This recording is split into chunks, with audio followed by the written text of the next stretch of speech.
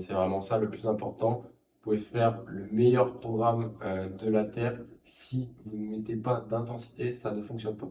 Le plus important, c'est l'intensité. Salut tout le monde, aujourd'hui on se retrouve pour le podcast numéro 12 de Reborn. On est en présence de coach Quentin et coach Antoine et aujourd'hui c'est coach Quentin qui va nous parler d'un sujet très intéressant, comment on fait pour devenir fort et musclé. Donc le but c'est que moi je vais poser les questions et Quentin va nous apporter son expertise. Alors Quentin, on va démarrer dans le vif du sujet. Comment commencer quand on est débutant lorsqu'on veut prendre de la force et de la masse musculaire? Alors déjà, je dirais que pour commencer, il faut déjà comprendre quel split d'entraînement je vais utiliser. Split, tu peux me préciser? Quel split d'entraînement, c'est-à-dire comment je vais répartir mes séances par groupe musculaire, en gros, sur chaque séance. En général, moi je dirais que si on est débutant, le plus intéressant c'est de faire du full body, c'est-à-dire de travailler l'ensemble du corps sur chaque séance. D'accord. Surtout que si vous débutez, vous allez avoir tendance à y aller que peut-être 2, 3 fois par semaine. Ça m'étonnerait que vous commenciez avec 5 fois par semaine. D'ailleurs, je vous le déconseille, hein. Déjà, en termes de niveau récupération, ça risque d'être compliqué. Puis en termes de niveau motivation aussi, ça risque d'être compliqué après si on est tout le temps courbaturé, fatigué. Et puis en plus, après, on ne connaît pas énormément de mouvements, donc ça va être très redondant. Si on commence à y aller 5 fois dès le début sans connaître les exercices, on va faire que la même chose, on risque de se blesser. Donc, je conseille de commencer par du full body, d'accord? Donc, c'est-à-dire, vous faites un petit peu, vous commencez peut-être par exemple par les jambes, après vous faites un petit peu le haut du corps, vous faites des petits exercices accessoires sur des petits muscles un peu plus isolés après. Vous faites ça 3 fois par semaine en variant tout ça, et ce sera très bien. Mais quelles sont les erreurs majeures qu'un débutant en fait va rencontrer quand il va vouloir se lancer dans ce milieu-là? La première erreur qu'on fait souvent, c'est de ne pas demander de conseils, d'accord? Donc ça peut être à un coach. Si vous n'avez vraiment jamais fait de musculation, vous voyez qu'il y a quelqu'un qui a l'air de bien se débrouiller, qui fait pas mal de mouvements, qui a l'air de bien exécuter les mouvements, vous pouvez, en général, c'est bien de ne pas hésiter à demander un petit conseil à droite, à gauche. On a souvent l'impression qu'on va déranger, mais moi je sais que d'expérience, quand j'étais dans les salles, j'ai toujours été très content d'aider quelqu'un qui débute, et la plupart des gens, c'est pareil. On pense que les gens sont malveillants, mais en vrai, ils sont plutôt bienveillants dans les salles de sport, et souvent ils sont même passionnés, ils aiment bien parler de ça. Donc, pensez pas que vous allez déranger. Du coup, en parlant de ça, Avant dans la série. ouais, c'est sûr. Pas pendant la série, pas pendant une heure à le suivre, mais forcément, mais si pendant sa récup, vous demandez cet exercice, il fait quoi, etc. Est-ce que je le fais bien? Je pense pas que ça va déranger la personne. Avoir peur d'être ridicule. Comme souvent, on entend souvent, ah, j'ai pas envie d'aller dans une salle, j'ai peur de faire n'importe quoi, qu'on se moque de moi, etc. Voilà, souvent, c'est quand même il y a énormément de monde qui passe dans les salles de sport. Les gens, ils font pas attention parce que ça, il y aura peut-être un regard, quoi, de secondes, et voilà. Et puis, de toute façon, en plus, vous vous en fichez, vous faites ça. Après, c'est oublié. Voilà. Troisième erreur qu'on fait souvent, c'est de faire que les machines, aller que sur les machines parce qu'on ne connaît pas les mouvements sur les poids libres et on se dit, ah, je vais me faire mal, etc. Prenez le temps de regarder des mouvements sur les poids libres, d'essayer de les faire, même si c'est léger au début, mais c'est vraiment très très important de faire les poids libres. D'ailleurs, là c'est un peu la base. Donc si on fait que les machines, il va nous manquer certaines qualités à développer qu'on ne peut retrouver que sur les poids libres. Ouais, ça va être plus en termes de qualité, plus qu'en termes de développement, sachant que l'avantage d'une machine, c'est que Oui. tu as plus de stabilité, tu vas avoir plus de stabilité et Bien sûr. plus de produire force, mais c'est vrai que plus dans l'objectif d'être athlétique et d'être capable en fait d'apprendre vraiment les mouvements, même si sur la machine, il faut respecter quand même une certaine gestuelle ou autre, mais même si elle est guidée. Mais c'est vrai que voilà, sur ça, il faut faire les mouvements avec Charlie pour dire, être fonctionnel aussi dans le jeu. Exactement. Ne pas préparer ses séances, d'accord, c'est-à-dire arriver et voilà, on regarde les machines, allez, je vais faire celle-là, je regarde ce qu'il y a, je tourne à droite à gauche, bon, maintenant je fais celle-là, pendant 1 heure et demie, je fais ça tout le temps. Il n'y a pas de structure, il n'y a pas de fil conducteur, d'une séance à l'autre, ça va se ressembler ou pas du tout, etc. Donc c'est difficile de construire des progressions quand on fonctionne comme ça. Donc forcément, bon, peut-être au tout début, les premières semaines, on va quand même avoir un peu de résultats parce qu'on n'avait jamais rien fait avant, mais ça va très très vite stagner. Beaucoup plus que si on a voilà, un minimum de fil conducteur. Je sais, voilà, j'ai fait ça la semaine dernière, j'ai mis tel poids, cette semaine j'essaie d'augmenter. Soit je rajoute 1 kilo, soit je rajoute 2 répétitions et je fais les exercices pendant un mois, puis après je change, etc. etc. Déjà sans être un expert programmation ou en fitness, juste en ayant prévu ce qu'on allait faire, en sachant qu'on va refaire un petit peu la même chose et en augmentant les poids, on va beaucoup plus progresser que si on fait n'importe quoi à chaque séance. Et ensuite, dernière erreur, c'est faire des splits, justement, donc j'en parlais avant, qui sont avancés alors qu'on est débutant. Par exemple, je sais pas, le push-pull leg, voilà, c'est très très avancé et c'est même, moi je suis pas trop fan, mais voilà, faire une séance de pec et enchaîner derrière avec des triceps et des épaules alors on faisait quasiment pas de musculation. Une fois que j'ai fait en général, une fois que j'ai fait mon développé couché, j'ai déjà plus d'épaules, j'ai déjà plus de triceps. Ça devient très dur de mettre de l'intensité sur le reste de ma séance. Ça ne ressemble à rien. C'est peut-être plus intéressant après mon bench d'aller faire un peu de dos et puis après mon dos d'aller faire un peu d'ischio, de quadri parce que je sais que dans tous les cas, je vais avoir des courbatures partout et que j'ai pas besoin d'un volume très impressionnant pour avoir des résultats et pour pouvoir aussi tenir sur ma semaine. Ok. Et du coup, ça serait quoi le meilleur split, donc la meilleure répartition pour quelqu'un qui débute? Tu considères combien de séances et comment tu le répartirais? C'est ce que je disais juste avant. Pour les débutants, pour moi, c'est full body. Il y a pas de discussion. 3 fois par semaine, éventuellement, on passe à 4. Ensuite, pour les gens qui sont. Là, c'est très bien le full body parce que les gens, même s'ils sont pas réguliers, si je loupe une séance, etc., et bien, c'est pas grave parce qu'en fait, j'ai pas loupé un coup musculaire dans ma semaine. Je fais un peu de tout à chaque fois. Pour les gens qui sont un peu plus assidus et qui ont un peu plus d'expérience, qui commencent à y aller 4, 5 fois par semaine, qui n'ont pas les séances, etc. et tout. Des splits, il y en a plein qui sont disponibles. Après, ça va dépendre des préférences de chacun. Moi, j'aime bien, par exemple, haut du corps, bas du corps. Si je vais 4 fois par semaine, un jour je fais le haut du corps, un jour je fais le bas du corps, le lendemain je fais le après, je peux mettre l'emphase plus ou moins sur alors, un peu plus le dos, un peu plus les pecs. Et puis, Ouais, tu peux avoir. voilà. L'autre fois, j'inverse un petit peu, mais c'est quand même bien de faire un petit peu de tout, je pense. C'est pareil, parce que, à part si on est très très fort en musculation, qu'on a l'habitude d'enchaîner des séries sur les mêmes groupes musculaires et d'arriver à garder l'intensité, c'est toujours mieux de varier un petit peu pour être capable de mettre de l'intensité qui est vraiment le Ouais, plus parce qu'en plus, important dans les c'est pour faire séances. son développé couché, il est dans sa tête, dire, oh, mais après j'ai ça, donc je me préserve. Et tout, Exactement, mais au final, c'est pour ça. tu fais tout à moitié, c'est pas intéressant. Voilà, donc haut du corps, bas du corps, c'est pas mal. Après, qu'on commence à avoir encore un peu plus d'expérience, qu'on commence à y aller 5 fois par semaine, qu'on est assidu, qu'on a un peu plus d'endurance, on va dire. Il y en a plusieurs qui sont bien. Moi, j'aime bien le push-pull. Par exemple, un jour, je fais que les mouvements de poussée, un jour, je fais que les mouvements de tirage. Ça peut être sur le haut du corps et sur le bas du corps. Et enfin, un split qui va ressembler au push-pull leg, mais que du coup, on modifie pour justement être capable d'avoir cette intensité. C'est je fais les pecs et les biceps. Ensuite, je fais le dos avec les épaules. Et enfin, je fais une journée sur les jambes et j'alterne comme ça. Si je fais par exemple 6 séances par semaine, ça me fait 3 séances. Et je fais tous les groupes musculaires 2 fois. Ok, mais après, du coup, il y a la question qui se pose, c'est sur est-ce que je peux continuer à faire du cardio, haute intensité, basse intensité?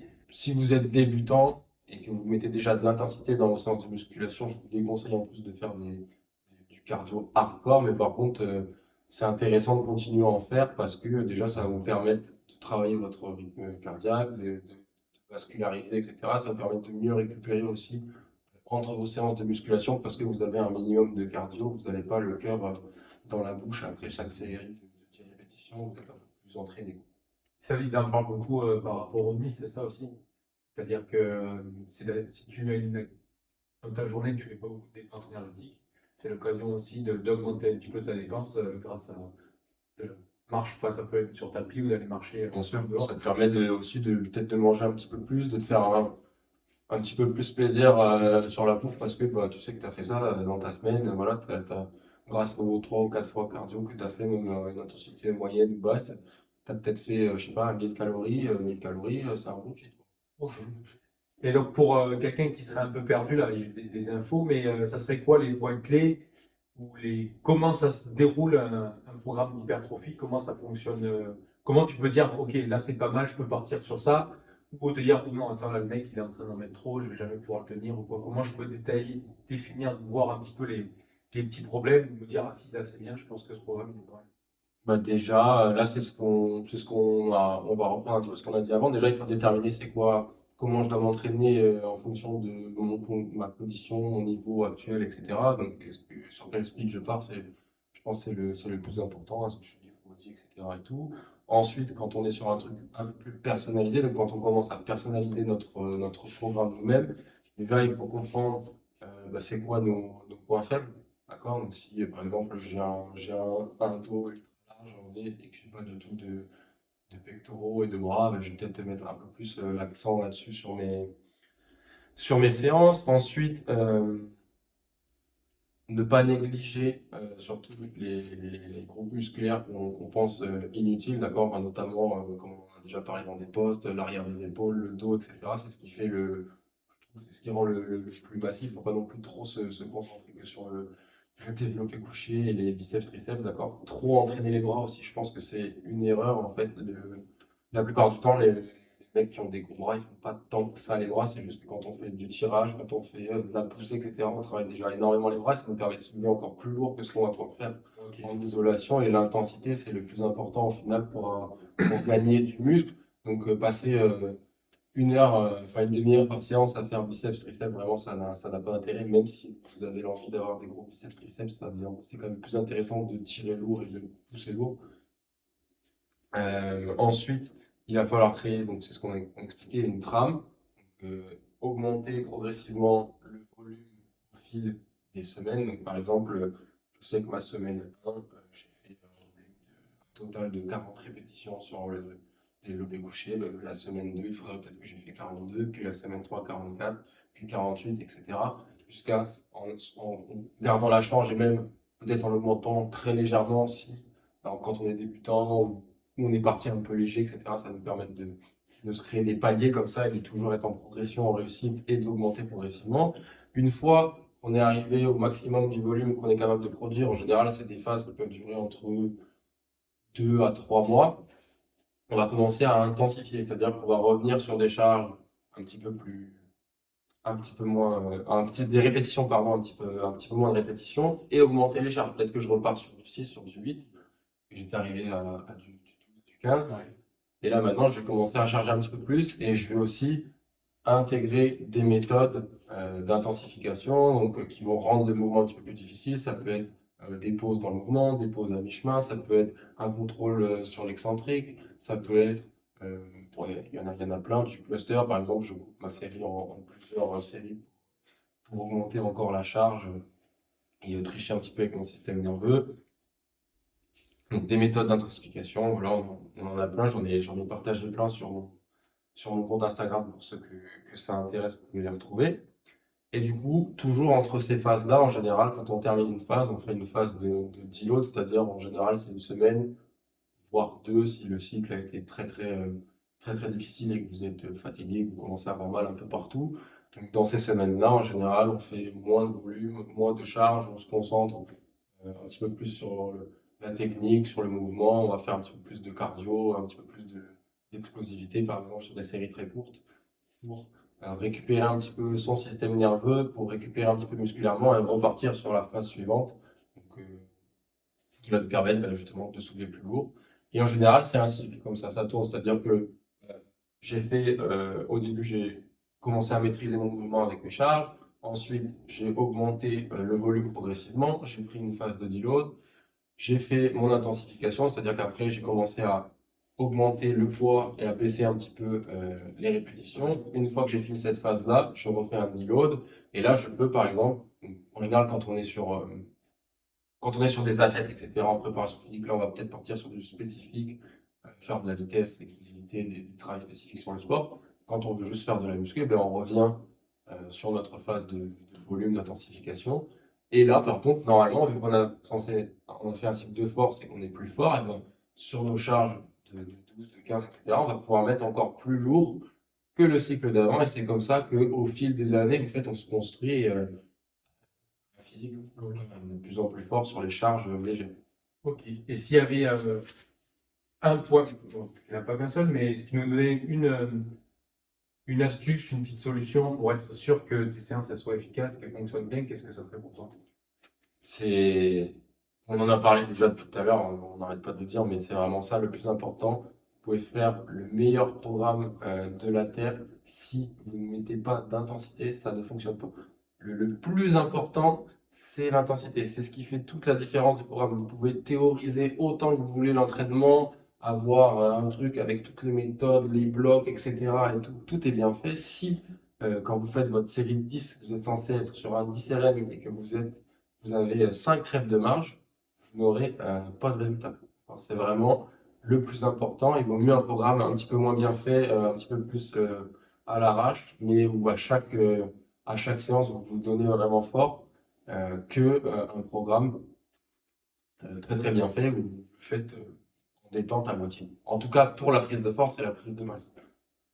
Pour la performance également. Après, pour la santé, etc., le bien-être, etc., juste brûler des calories, la perte de poids, c'est un peu différent, même si quand même en perte de poids, l'intensité, ça reste. C'est toujours des choses en plus, c'est pas C'est négligeable. toujours- Alors, ça ne veut pas dire que c'est ça qui va faire la différence, mais parce qu'il y a d'autres facteurs. Mais bon, c'est toujours bien d'être Bien sûr, ce que tu fais. mais voilà, dans la force et l'hypertrophie, en tout cas, là, ce qui est sûr, c'est que c'est indispensable. C'est-à-dire que si vous faites pas ça, bon, peut-être, voilà, les 2-3 premiers mois, vous aurez un peu de résultats parce qu'avant, vous ne faisiez absolument rien. Mais passé ce stade-là, vous allez stagner, et soit vous allez stagner à vie tant que vous ne comprenez pas ça, en fait. Donc, c'est pour ça que, voilà, justement, le CrossFit, pour ça, euh, c'est là où, en fait, je trouve que le CrossFit, c'est très très fort, c'est que bah, ok, ils ont même pas d'objectif particulier de prise de masse, etc., de tout ça. Mais voilà, enfin, il suffit de. Moi, je sais plus avec qui je discutais de ça, avec une amie. Elle me disait, ben voilà, quand je rentre dans les salles de CrossFit, ils font pas spécialement de muscu. Ils sont quand même tous plus baraqués que la plupart des mecs qui viennent en salle de musculation. Et pourquoi? Pourquoi en fait? Parce que eux, à chaque entraînement, le CrossFit c'est dur en fait. Ils s'entraînent dur. C'est-à-dire que ils font des EMOM dans un temps très court. Ils vont faire énormément de répétitions. Ils essayent très souvent d'aller lourd, d'aller fort. Alors bon, C'est travers, mais c'est voilà, ça a ses travers, mais en attendant, dans le mindset, c'est ça qu'il faut faire en fait.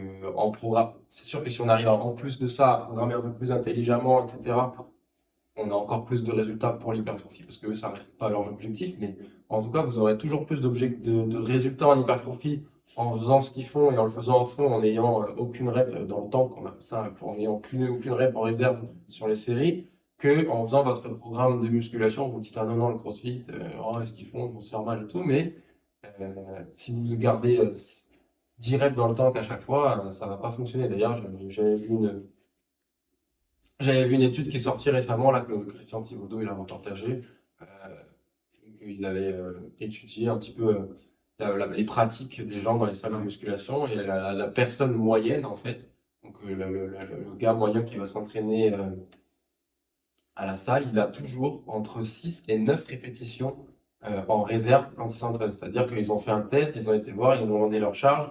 Les mecs, ils faisaient des séries de 10 avec leur charge. Ils ont dit, bon, ok, maintenant tu vas faire le max. Ils allaient toujours faire, ils faisaient 10 et en fait, ils arrivaient toujours à faire entre 15 et 20 répétitions avec cette même charge au final quand on leur demandait de faire le maximum de répétitions. C'est parce qu'on n'a pas aussi notion de ce que c'est en fait d'aller à Exactement. l'échelle, il ne faut pas y aller tout le temps, je pense. Mais Il faut en être proche. Il faut arriver sur ces répétitions où je commence à pousser, j'ai envie de mettre de la vitesse, mais la vitesse ne vient pas parce que bah, j'arrive en fin de course. Et c'est ça, en fait, c'est la tension. Cette tension mécanique, en fait, c'est ça qui fait qu'on a des résultats. Et c'est pas les courbatures, en fait. Les courbatures, voilà, demain, je peux faire 300 squats à vide, je vais avoir des courbatures. Ça veut pas dire que si je fais 300 squats à vide tous les jours, je vais avoir des grosses jambes. Bon, peut-être que si, mais c'est pas le facteur le plus déterminant. ça sera, il y aura une. Alors que demain, si je fais 3 répétitions ou 5 répétitions assez lourdes, que je fais ça régulièrement, je vais peut-être pas avoir de courbature, mais je vais créer une grosse tension mécanique et ça va me permettre de faire grossir la même muscle. D'accord? Donc pourquoi le CrossFit ça marche et pourquoi bah, ça fonctionne, c'est parce que les gens, Puis c'est du full body aussi. voilà, c'est du full body, les gens ils s'investissent et en fait, même les gens qui connaissent, qui n'ont pas de notion d'intensité, ben on leur met direct, ok, tu vas faire le max de ça, tu vas faire le max de ça, et en fait, ça les force à Un groupe aller là. là. Et c'est vrai que ce que je pensais pas, mais c'est que bah, tu n'as personne sur ton téléphone. Et en fait, tu es focus pendant, même si c'est 1 heure, mais pendant 1 heure, C'est ça, en tu fait, as récupéré très peu. Enfin, récupérer, bien sûr, mais comparé à une séance de muscu que tu peux faire et quand tu as la salle pratique, les mecs ils passent 3 fois plus de temps sur le téléphone entre les séries que à faire ce qu'ils sont en train de faire et de se concentrer. Alors ensuite, le téléphone et pour tu passes 1 heure à t'entraîner. Et le volume, en fait, le volume qu'on peut être capable de faire dans une séance de CrossFit en 1 heure, euh, comparé à ce qu'on fait en salle de muscu en 1 heure la plupart du temps, ça n'a rien à voir. Et c'est ça aussi qui fait que l'entraînement il est dur, c'est parce que les récup elles sont courtes et parce que en fait dans un temps donné, je fais un volume de répétition qui est important avec des charges qui sont importantes. C'est ça qui fait que ça marche. C'est pour ça que je pense que même si vous n'aimez pas ça et que vous voulez faire de la musculation, etc., je pense que ça peut être intéressant d'aller faire 1 mois ou 2 mois pour essayer, pour comprendre en fait vraiment ce que c'est l'intensité, comprendre en fait de quoi je suis capable et me dire ah ouais en fait en 1 heure je peux faire tout ça de répétition. Et moi quand j'étais à la salle de muscu, je faisais que ça, et en fait, c'est pour ça que j'ai pas de résultat. Ok. Et voilà, on a parlé beaucoup de l'aspect d'entraînement. Est-ce qu'il y a d'autres choses qu'on pourrait discuter? Est-ce qu'il y a d'autres paramètres qui sont importants à prendre en compte dans cette réussite-là?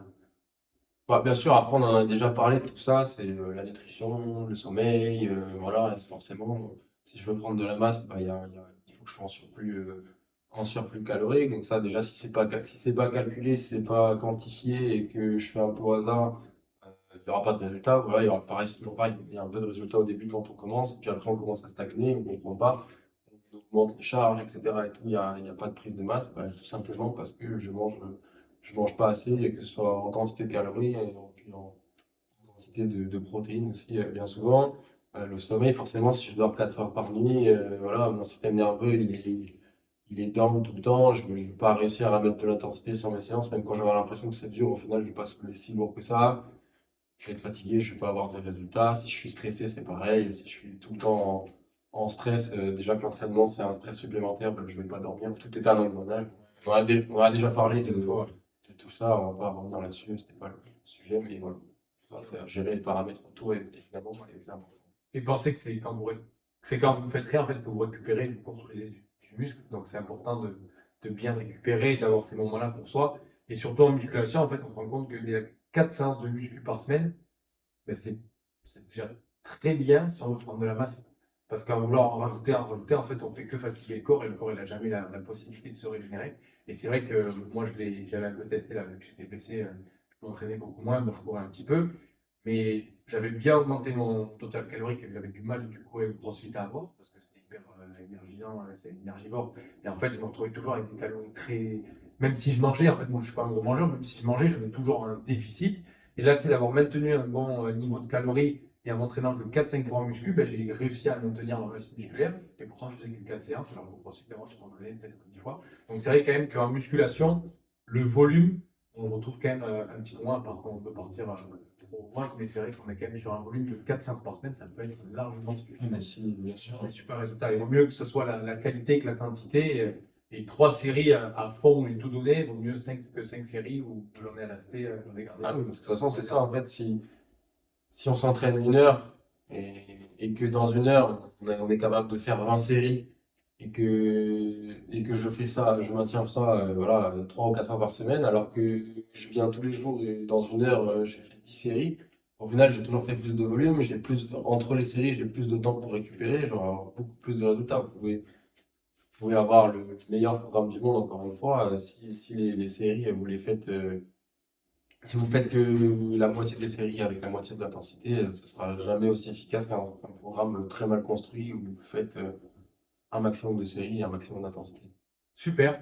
Et est-ce que, je crois que bientôt il y a un programme qui va sortir, non? Un programme pour les Et débutants. exactement, donc déjà, si ça vous intéresse bon, d'avoir un petit peu le résumé de tout ça et quelques infos même en plus avec un truc plus structuré, on va proposer un e-book déjà gratuit que vous pourrez recevoir par mail qui sortira le 10 lundi ou mardi prochain.